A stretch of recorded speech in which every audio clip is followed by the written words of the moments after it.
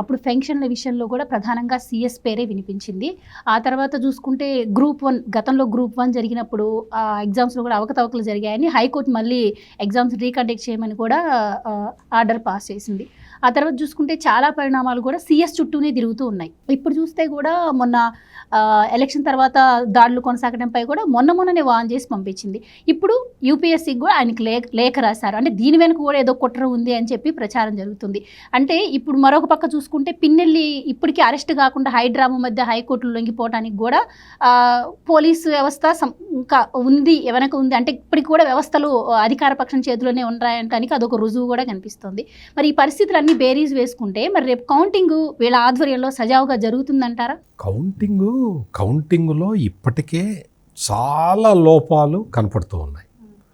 అంటే ముఖ్యంగా postal ballot counting చేసే విధానంలో కొన్ని మార్పులు చేశారు.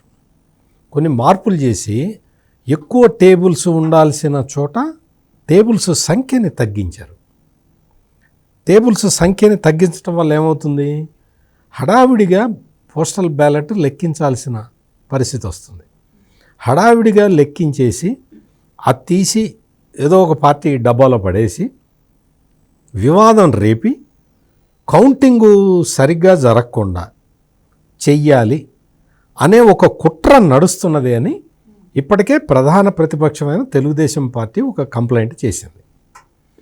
అంటే ఏంటి, పోస్టల్ బ్యాలెట్లోనే వివాదం మొదలైపోతే ఇంకా కౌంటింగు దాని మీద దృష్టి ఉండదు. సో మనం ఏదైనా చెయ్యొచ్చు అన్న కుట్ర యాంగిల్ ఇందులో ఉన్నది అన్న డౌట్ రావటమే దౌర్భాగ్యం.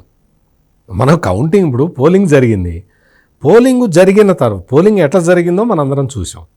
ఆంధ్రప్రదేశ్లో ప్రజలు దగ్గరుండి వాళ్ళు ప్రజాస్వామ్యం ఇట్ట కాదు ఉండాల్సింది, దీన్ని కొంచెం మార్చుకోవాలి అని చెప్పి విపరీతంగా ఎక్కువ సంఖ్యలో ఓటర్లు వచ్చి తమ ఓటు హక్కుని వినియోగించుకున్నారు.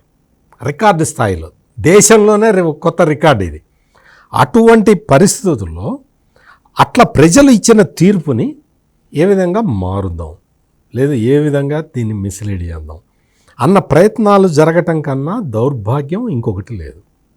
ఇక్కడ ఏంటి అంటే కేంద్ర ఎన్నికల సంఘం కూడా అసలు ఈ పాటికి మొత్తం అంటే బీజేపీ రాష్ట్ర అధ్యక్షురాలు దగ్గుబాటి పురంధేశ్వరి అయితే కేటగారికల్గా ఏమేం జరుగుతున్నది, ఎట్లా జరుగుతున్నది అనేది మొత్తం చీఫ్ సెక్రటరీ మీద ఒక రిపోర్ట్ కూడా పంపించారు. ఆ పంపించడం అదొక ఆస్పెక్ట్ అయితే, ప్రభుత్వ అధికారులు ఒక పార్టీకి అనుకూలంగా పనిచేయకూడదు అన్న నిబంధనకి విరుద్ధంగా ఏపీ సచివాలయ సంఘ ఉద్యోగుల అధ్యక్షుడు వెంకట్రామరెడ్డి కడప వెళ్ళి జగన్కి అనుకూలంగా ప్రచారం చేసి వస్తే ఆయన మీద యాక్షన్ తీసుకోమని ఎన్నికల సంఘం చెబితే యాక్షన్ తీసుకోవడంలో జవహర్ రెడ్డి తాత్సారం చేశాడు. ఆంధ్రజ్యోతిలో పెద్ద వార్త వచ్చింది, జవహర్ రెడ్డి ఇతని మీద యాక్షన్ తీసుకోవట్లేదు, కావాలనే యాక్షన్ తీసుకోవట్లేదు, ఆ ఫైల్ ఎక్కడికి పోయిందో అర్థం కావట్లేదని. ఆంధ్రజ్యోతిలో వార్త వచ్చిన తర్వాత జవహర్ రెడ్డి ఆ వెంకటరామరెడ్డిని సస్పెండ్ చేశాడు. అంటే ఇంకా తప్పదు కాబట్టి. అదేవిధంగా ఇందాక దుర్గాకుమార్ గారు చెప్పారు, పెన్షన్లు ఇవ్వండిరా అంటే ఆ పెన్షన్లు ఇవ్వటంలో లేట్ చేసి మొట్టమొదటిసారి తెలుగుదేశం మీద బ్లేమ్ చేసుకునే టైం ఇచ్చేసి వైసీపీకి ఒక గేమ్ ఆడారు. ఆ తర్వాత నెల మరి ఏ అడ్డంకి లేదు కదా, ఇవ్వలేదు. ఆ తర్వాత మళ్ళీ ఈ కొన్ని స్కీమ్స్కి, ఈ ఆసరా గీసరా ఇటువంటి స్కీమ్స్కి డబ్బులు ఇవ్వాలి అంటే ఎప్పుడో బటన్లు నొక్కిన వాటికి కరెక్ట్గా పోలింగ్ ముందర డబ్బులు వెళ్ళేలాగా, ఎవరైతే లబ్ధిదారులు ఉంటారో వాళ్ళకి డబ్బులు వెళ్ళేలాగా ప్లాన్ చేశారు. ఆ ప్లాన్ చేశారు, ఎవరు చేశారు? చీఫ్ సెక్రటరీనే, ఇంకెవరు చేస్తారు?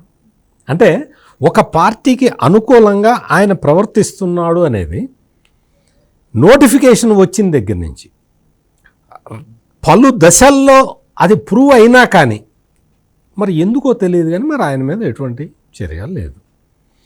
ఇప్పుడు కూడా కౌంటింగ్ మీద ఇంత ఆందోళన జరుగుతూ ఉంటే యాక్షన్ తీసుకుంటారో లేదో కనపట్టలేదు, అసలు అవకాశం ఉందో లేదో కూడా కనపట్టలేదు. ఇప్పుడు ఈ పరిస్థితుల్లో ఈ కొంతమంది సీఎంఓలో పనిచేసే వాళ్ళని ఐఏఎస్గా ప్రమోట్ చేద్దాం, వాళ్ళని కన్ఫర్ చేద్దాం అని చెప్పి ఒక ప్రయత్నం మొదలుపెట్టారు. అంటే సీఎం ఆఫీసులో ఉండే పనిచేసేవాళ్ళు, అంటే జగన్మోహన్ రెడ్డికి అత్యంత సన్నిహితులు, వాళ్ళకి కొంచెం ముందరికి దోద్దాం, వాళ్ళని ఐఏఎస్లుగా చేస్తే ఒకసారి ఐఏఎస్ వచ్చేసి సరిపోతుంది కదా, మళ్ళీ ఇట్టగే ప్రవర్తించవచ్చు ఇంకొక 5 సంవత్సరాల తర్వాత. ఈ తరహాలో కుట్రలు పన్నుతూ ఉంటే ఎన్ని చెప్పాలి, ఎన్ని కుట్రలు, ఈ కుట్రల్ని ఎన్నిటినీ భగ్నం చేయాలి, ఈ ప్రజాస్వామ్య వ్యవస్థని ఎట్లా కాపాడుకోవాలి? ఉన్నత స్థానంలో ఉన్న వ్యక్తులే ఈ విధమైన ప్రవర్తన చేస్తూ ఉంటే ఎవరికి చెప్పుకోవాలి? పోలీసు వ్యవస్థ నిర్వీర్యమైపోయింది, పాలనా వ్యవస్థ నిర్వీర్యమైపోయింది. ఏం చేయాలి, ఆ రాష్ట్రంలో ఎట్లా ఉండాలి అని ప్రజలు ప్రశ్నిస్తూ ఉంటే దానికి అది ప్రశ్నగానే మిగిలిపోయింది తప్ప దానికి సమాధానం దొరకట్లేదు. ఇప్పుడు చీఫ్ సెక్రటరీ జవహర్ రెడ్డి అతని వ్యవహార శైలి మొత్తం చూస్తూ ఉంటే అంత అనుమానాస్పదంగానే కనపడుతూ ఉన్నది. మనం బయట నుంచి చూసే వాళ్ళకు కూడా అనుమానాస్పదంగానే కనపడుతూ ఉన్నది. మరి దీనికి కాలమే పరిష్కారం చెప్పాలి. Right, thank you so much sir.